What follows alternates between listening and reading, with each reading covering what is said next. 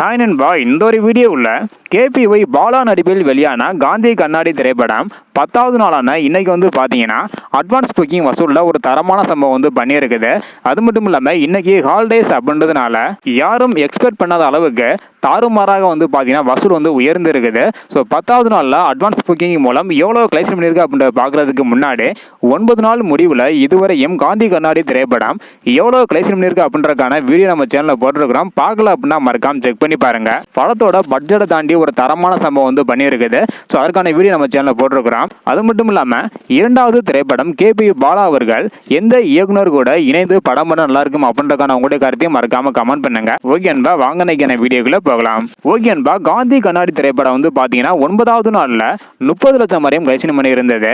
இந்த நிலையில 10வது நாளான இன்னைக்கு வந்து பார்த்தீங்கன்னா தற்பொழுது 30 லட்சத்தை தாண்டி அட்வான்ஸ் புக்கிங் மூலம் கலெக்ஷன் வந்து பண்ணியிருக்குது. ஸோ கண்டிப்பாக இன்னைக்கான முடிவில் நல்ல ஒரு கலெக்ஷன் பண்ணும் என எதிர்பார்க்கப்படுகிறது. அதாவது நேற்று செய்த வசூலை மொத்தமாக வந்து பார்த்தீங்கன்னா இன்னைக்கு அட்வான்ஸ் புக்கிங் மூலமே முறியடிச்சிருக்குது. அதாவது தற்போது வரைக்கும் 10வது நாளில் அட்வான்ஸ் புக்கிங் மூலம் 30 லட்சம் வரையும் கலெக்ஷன் பண்ணியிருக்குது. ஸோ இன்னைக்கான முடிவில் எவ்வளோ கலெக்ஷன் பண்ணுது அப்படின்றத வெயிட் பண்ணி பார்க்கலாம். ஆல்ரெடி படத்தோட பட்ஜெட்டை தாண்டி வசூல் வந்து பண்ணியிருக்குது. ஸோ அடுத்தடுத்து எவ்வளோ கலெக்ஷன் பண்ணுது அப்படின்றத வெயிட் பண்ணி பார்க்கலாம். இந்த வீடியோ பார்த்தீங்கன்னா மறக்காம எல்லாருக்குமே ஷேர் பண்ணுங்க. தேங்க்யூ.